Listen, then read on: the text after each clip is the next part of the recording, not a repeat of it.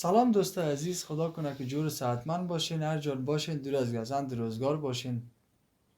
دوست عزیز، طبق وعده برنامه قبلی ما که گفتیم یکی از اعضای فامیلی ما را به معرفی میگیرم. دقیقا اگرچه که یک چند روز تالم خوردیم چون مشکلات تکنیکی و بعض مشکلات که عزیز که ما تازه به کار شروع کردیم و چون یگان وسایل کاری فراهم کردیم یک ذره تال خورد دیگه. خواهش ما را پذیرا باشید. دوستای عزیز، در قدم اول میخوایم به ادامه برنامه قبلی به باره خود بپردازم. قسم که از حال احوال نامی گپای ما با خبر هستید، میخوایم در باره دیگر عرصه‌های زندگی براتان معلومات بدم. گفتم که در کجا زندگی میکنیم. ما در ناحیه 17 شهرک کابل در شهرک انکشافی طلایی زندگی میکنیم و محل کار ما که است فعلا ناگفتن اما یک مصروف کار جدا یک کار دگام دارم، کار فرعی به اصطلاح که در مندهی شهر کابل یک دکان است.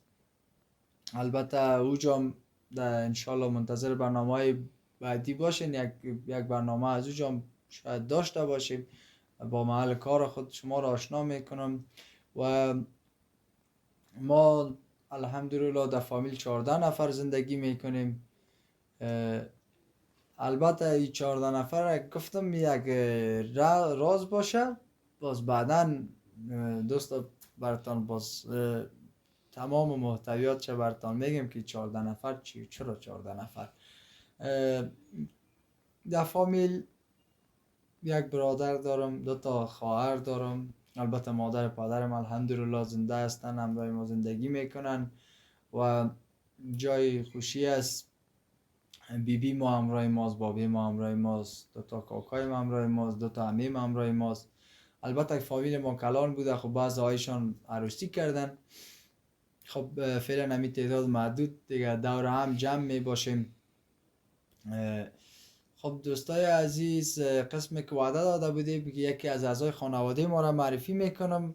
دقیقا در این برنامه میخوایم که اسیب جان معرفی کنم، چون تا ای که یک تیم کاری یا پرسونل کاری ما جور شوه شاید اسیب جان در برنامه های بعدی هم ببینین. از او خاطر براتان سوال ایجاد نشه که کی است و بهتر است که خودش خدا معرفی کنه، چون ما شاید درست نتانم اسیب معرفی کنم، بهتر از خودش خدا معرفی کنه. خب اسیب جان، خوش آمدی به اولین ویدیو. زنده باشی. بهتر از بگم اولین کار در یوتیوب دیگه، میشه که خدا با دوستان معرفی کنید. درست است. سلام و عرض ادب خدمت تمام شما بیننده هایی که فعلا ما را تماشا میکنین. اسیب الله غریب نواز هستم، فرزند عبید الله غریب نواز، متعلم مکتب در یکی از مکاتب دولتی، البته که صنف 10 مکتب هستم. مکتبش لیسی عالی ذکور و وحدت است. 15 سال عمر دارم. زبان انگلیسی را به پایان رسانیدیم و فعلا هم مشغول خواندن ریاضیات هستم. خب دوستا، اگر متوجه باشین اسیب جان نمیفهم دیگه، ناری امتحان میکنیم که یک ادعا بوده یا واقعیت. گفت که زبان انگلیسی را پایان رساندیم. بگی با تمام دوستا خدا به انگلیسی یک معرفی کو، اما یک کم واسطا میفهمیم ما خود قدر انگلیسی بلد نیستیم. یک کم واسطا است خدا معرفی کو که هم ما بفهم هم دوستا. درست است. In the name of Allah the Almighty, I'm Asibullah Gharib Nawaz, son of Ubaidullah Gharib Nawaz. I'm a student in Zukuru Wahdat High School in 10th class. I have 15 years old and I'm, as I told you before, I'm a student. And what I say the next. خب خیلی ازت سوال میکنم. What color do you like? I think black. Why you think black? Why you like black? I don't know, because I love it. اوکی.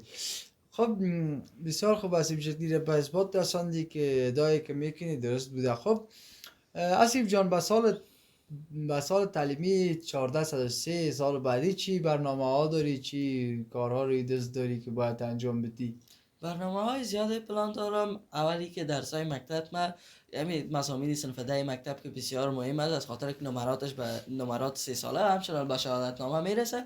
از همون خاطر درس‌های مکتبم آمادگی میگیرم. همچنان ریاضیات ما وقتی که به سال بخیر خلاص کردم میخوایم که آماده کانکور شروع کنم، چون که تقاضای ما بسیار بلند است. میخوایم در طب کامیاب شوم در پانتون کابل. از همون خاطر آماده کانکور ما وقتتر شروع میکنم، چون که صحیح بخوانمش که در چیزی که میخوایم کامیاب شم. آسیف جان، چی انگیزه باعث شد که خودت رشته طب انتخاب کردی در بین قدر رشته های دیگه؟ انگیزه ما پدرم مادرم خودت بودین که وقتی که من طفل بودم که میگفتین که تو باید دکتر شوی. همچنان امی انگیزه باعث شد خودم از همون وقت بگویم امو باعث شد که من تشویق شوم و در رشته امی خوشم بیایه. از همون خاطر دیگه ما امی را قبول کردم. خب بسیار خوب دیگه، از خداوند موفقیت های هرچی بیشتر برات خواهان هستیم در عرصه‌ای که داخل چارچوبات شرعی و دینی ما باشه که البته درست باشه. خب از طرف روز مصروف چی کارها هستی؟ کدام تقسیم اوقات داری نداری؟ چی کارها میکنی در بین روز؟ تقسیم اوقات دارم برای علاوه از که درس‌های مکتب و کورس ها که در یکی از کورس های انگلیسی وایس اسیستانت هستم و بعد دیگرش وایس شاگرد که ریاضی و فیزیک و کیمیا میخوانم. دیگه به غیر از او فوتبال داریم، همراه بچه ها فوتبال میکنیم و یگان وقت اکثرا معمولا دیگه کرکت هم بازی میکنیم بعضی وقتا. دیگه نه بخیر ماه عمل هم نزدیک است، گودی پران بازی را هم یاد داری یا نه؟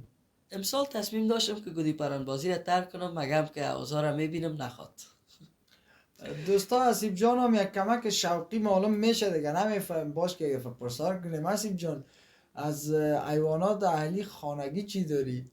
از حیوانات اهلی فعلا یک تا گرگ. دیگه چیز نیست. مقصد من افشارت میکنم باز. خوب است، خوب مربوط من نمیشه. مرغ است. خواه صحیح است. خب درست است دیگه. فعلا من اون چیزی را که میخوایم تنها نگاه کنم با همون گرگ است. خواه گرگ است. بسیار خوب. خب دوستان عزیز، سوالایی که ما میخواستیم و که شما را در روشنی قرار بده از اسیب جان پرسان کردیم، اما بعض سوالایی که ما نپرسیدیم و در ذهن شما باقی مانده میتونید که اونا را از ما سوال کنین، یا در کامنت یا در برنامه بعدی انشالله با سوالایتان جواب میتیم دیگه. دوستان نکته بسیار باریکی که در این برنامه میخوایم ذکر کنم این است که ما تازه به کار شروع کردیم و صمیمانه از تمام شما هموطنان عزیز چی در داخل کشور هستن چی در بیرون کشور هستن تقاضا میکنم که چینل ما را سابسکرایب کنن و همراه دوستانشان شریک بسازن، چون که ما از بعض دوستای خود کامنت های بسیار البته قابل ذکر است که بگویم از بعض دوستای ما بسیار کامنت های خوب دریافت کردیم، ما را تشویق کرده و ما را همت ازیر برای ما داده که ما باید دیگه ویدیو جور کنیم. از شما دوستا تقاضا میکنیم که ویدیوهای ما را تماشا کنین و چینل ما را سابسکرایب کنین و زنگوله را هم فشار بتین که اولین فرصتی که ما در یوتیوب برنامه جور میکنیم و داخل یوتیوب مندازیم اونا را شما تماشا ببینین و تماشا کنین. خب دوستای عزیز، خدا کنه که تمامتون جور و صحتمند باشین دیگه. ما برنامه ما همینجا پایان میرسه و انشالله برنامه های آینده ما را میخوایم درباره‌اش یکم براتون معلومات بدم، چون شما عضو خانواده یوتیوب ما هستین و باید از تصمیمایی که ما میگیریم شما آگاه باشین و شما باید دیگه همکاری کنین. دوستا ما کوشش میکنیم که در پلانهای بعدی دوستای خود دعوت میکنیم و به خاطر چی میگن دیگه فستیوال یا جشن میگیریم از این که ما در یوتیوب کار شروع کردیم و آغاز برنامه ماست. از خاطر از یک شاید یک میمانی کوچک داشته باشیم در خانه خود ما البته و بعدا شاید از سایه کار خود یک برنامه آماده بسازم، چون تمام شما دوستا ببینید که قبلا در کجا کار میکردیم و تا فعلا هم مصروف چی کار هستم. باز بعدا انشالله باز او را بگویم.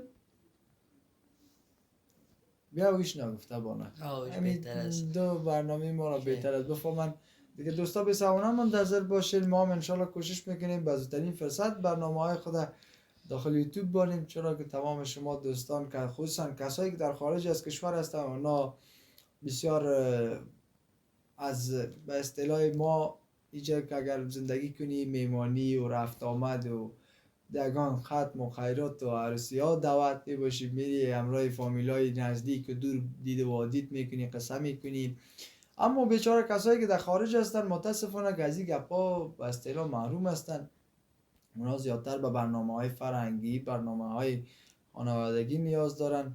دیگه کوشش ما این است که شما را نگذاریم که دوری از وطن احساس کنین و خنده به لبایتان بیه.